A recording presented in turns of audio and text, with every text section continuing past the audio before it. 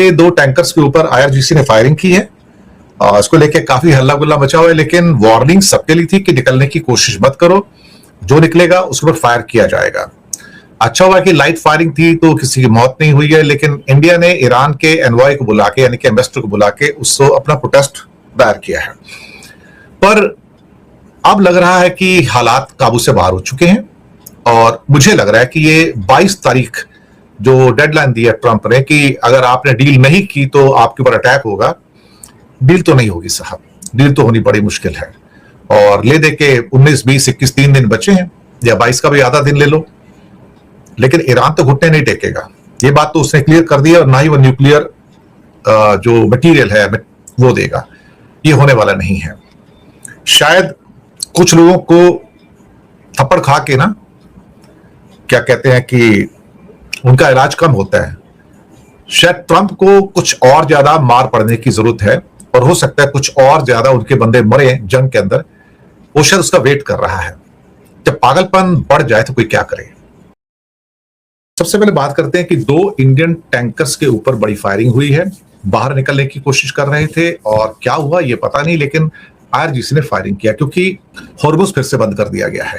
दरअसल अमेरिका ने कुछ ज्यादा धमकाना शुरू कर दिया था, और ज्यादा धमकाने के कारण ऐसा लग रहा था कि जैसे उसने ये विक्ट्री यहाँ पे हासिल कर ली है और उसकी परमिशन के बिना यहाँ पत्ता भी नहीं हिल सकता।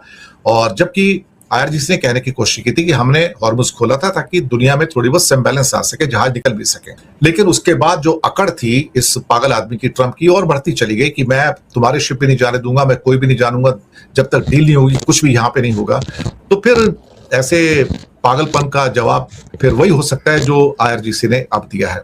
इंडिया के 2 जहाज निकल रहे थे, उन पर गोलीबारी की गई, और फिर दोनों जहाजों ने यू टर्न ले लिया है और वो वापस फिर से पर्शियन गल्फ में चले गए। दोनों टैंकर थे।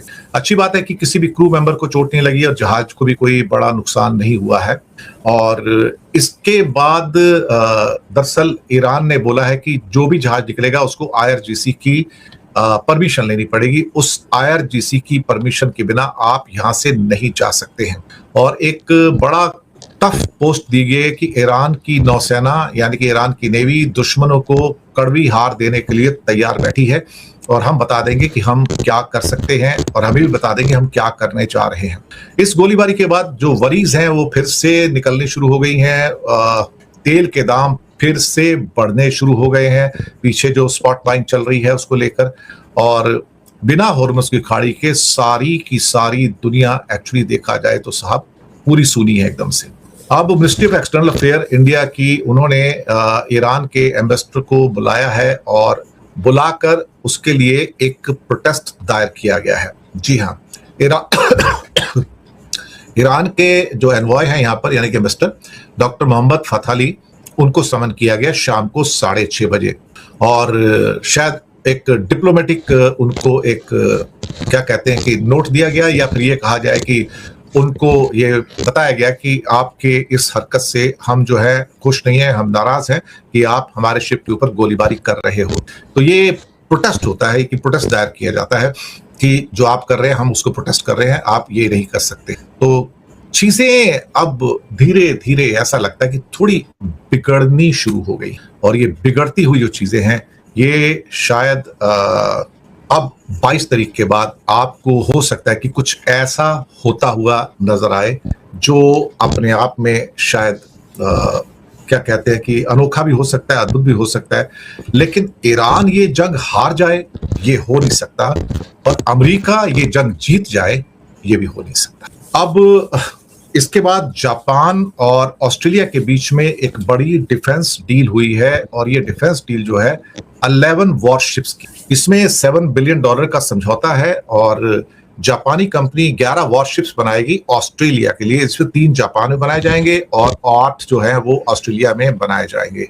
और ऑस्ट्रेलिया ने एक बड़े समझौते पर साइन किया है। ये करीब $7 बिलियन अमेरिकी डॉलर हैं, या $10 बिलियन ऑस्ट्रेलियन डॉलर का ये सौदा है पूरा का।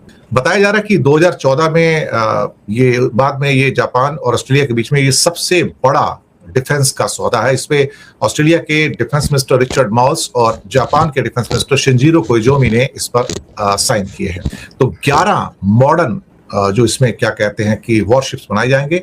इसमें कुछ फ्रिगेट्स होंगे और कुछ बाकी कुछ और भी होगा जो कि वॉरशिप्स ही होते हैं। मुझे टेक्निकली इतनी चीजें नहीं पता है, लेकिन हाँ, ऑस्ट्रेलिया का धीरे धीरे अपनी नेवी के ऊपर ज्यादा स्पेंड करना, ये शायद उसके भी जो फियर हो सकते हैं, क्योंकि बहुत बड़ा देश है, आबादी मुश्किल से 3.25 करोड़ की है, इंडिया से भी एरिया में बड़ा देश है, तो संभालना कई बार मुश्किल हो जाता है। तो देखते हैं क्या होता है, लेकिन अच्छा डील है। लेकिन हो सकता है ट्रंप चाचा जो है इससे नाराज हो जाएंगे, मुझे डील क्यों नहीं मिली, जापान को कैसे डील मिल गई, मुझे मिलनी चाहिए थी, क्योंकि सबसे दुनिया का सबसे बड़ा ठेकेदार है ना, वो ठेकेदार तो साहब अब ट्रंप चाचा बन के बैठे हुए, उन्हें हर चीज चाहिए, दूसरे अपनी रोटी चाहिए, दूसरे की थाली के लड्डू और रोटी भी उसको चाहिए, तुझे कैसे मिल जाएगा, मेरी परमिशन के बिना तू कैसे खा सकता है। चलिए साहब, अच्छी बात है।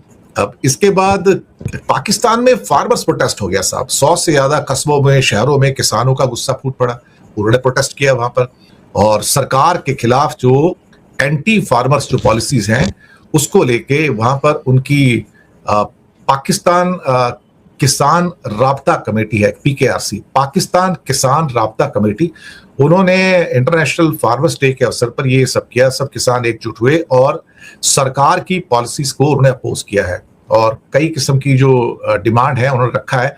एक तो मिनिमम जो सपोर्ट प्राइस हो सकता है उसकी बात की है।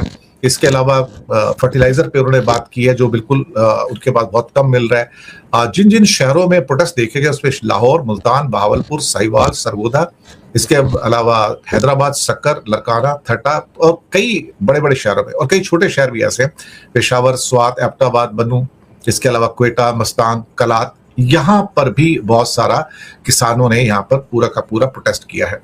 और मतलब काफी टाइम के बाद पाकिस्तान के अंदर इस किस्म का जो फार्मर्स का जो प्रोटेस्ट है वो देखने को मिला है। तो आप समझ सकते हो कि कुछ ना कुछ तो ऐसा है ना जो हिलाने वाला है। इस बीच एक बड़ी सनसनीखेज खबर आती है कि चाइना से पिछले 48 आवर्स में, 2 दिन में 4 plane back to back land किए हैं तेहरान के। सबका एक ही पैटर्न था। अब ये बेसिकली कहा जाए तो चाइना से जो उड़ान होती है वो एक तो उसका रास्ता जो है वो रास्ता है आपका कि वो वहां से अफगानिस्तान के ऊपर से होके आ जाए, लेकिन एक रास्ता वो है कि वो कजाकिस्तान, किर्गिस्तान, ताजिकिस्तान और फिर तुर्कमेनिस्तान जिसका बॉर्डर लगता है ईरान के साथ में, वहां से होकर आ जाए। तो ये शायद हो सकता है सेंट्रल एशिया के जो ताजिकिस्तान और तुर्कमेनिस्तान है उसके ऊपर से आया होगा प्लेन। ये मेरा अनुमान है। ये रूट भी है, ये फ्लाइट, इसे फ्लाइट रूट भी कह सकते हैं आप, क्योंकि वहां पर बहुत सारे हवाई अड्डे भी हैं, तो उनका ATC, एयर ट्रैफिक कंट्रोलर का वहां कनेक्टिविटी रहता है, जबकि अफगानिस्तान में इतना कनेक्टिविटी उतना स्ट्रांग नहीं है। एक्चुअली है तो सही, लेकिन उतना स्ट्रांग नहीं। दूसरी बात, इन चारों ने क्या किया प्लेन्स ने कि जब वो यहां से गुजर रहे थे, हो सकता है जब वो ताजिकिस्तान में थे या तुर्कमेनिस्तान में थे, और थोड़ी देर में जब वो तेहरान में एंटर करने वाले थे, यानी कि ईरान में, उन्होंने अपने ट्रांसपॉन्डर ऑफ कर, ट्रांसपॉन्डर ऑफ करते ही वो रडार की स्क्रीन से गायब हो गए। अब ये नहीं पता लगा कि भाई ये प्लेन आए तो थे चाइना से और उसके बाद ये निकल के गए कहाँ हैं।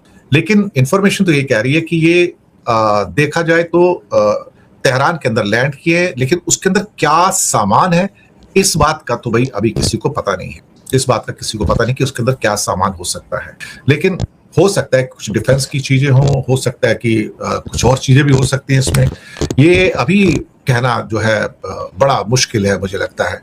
और कहीं ना कहीं चाइना की जो मदद है जिसको लेके अमेरिका बड़े इल्जाम लगा रहा है कि वो उसको काफी मदद कर रहा है, ये चीज दे रहा है, वो चीज दे रहा है, लेकिन दे तो रहा है, लेकिन अमेरिका कर क्या लेगा उसके बाद? अमेरिका उसमें कर क्या लेगा?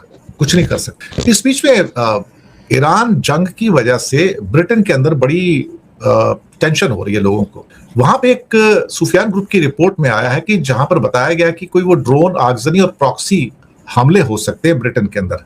तो ब्रिटेन और यूरोप के अंदर कोई टेररिस्ट एक्टिविटीज हो सकती हैं, कोई टेररिस्ट अटैक हो सकते हैं, और वहां भी शायद कुछ छोटे मोटे जो प्रॉक्सी ग्रुप्स हैं, पता नहीं किस किस के द्वारा सपोर्ट कर रहे हैं पता नहीं, लेकिन अगर ऐसा हुआ तो फिर वो एंटी इजराइल और एंटी अमेरिका को लेके यूरोप के अंदर जो जो कंट्री इस समय अमेरिका के साथ खड़े हैं या इजराइल के साथ खड़े हैं, हो सकता है कि उनको खामियाजा भुगतना पड़े।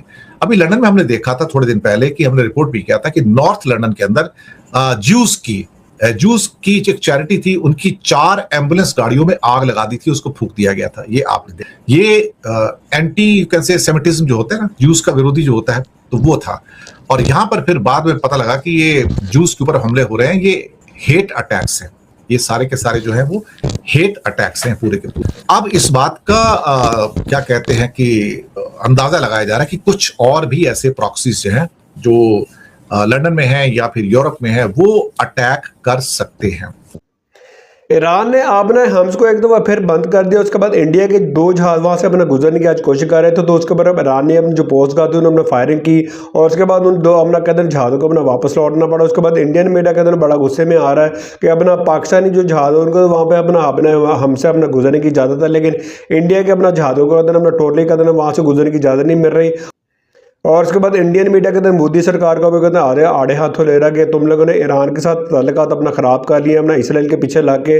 और उसके बाद अपना ईरान कहते हैं अपना हमसे यानी कि इंडिया का जो जहाज़ है वो भी उनको यानी कि वहाँ से गुजरने की इजाज़त नहीं दे रहा।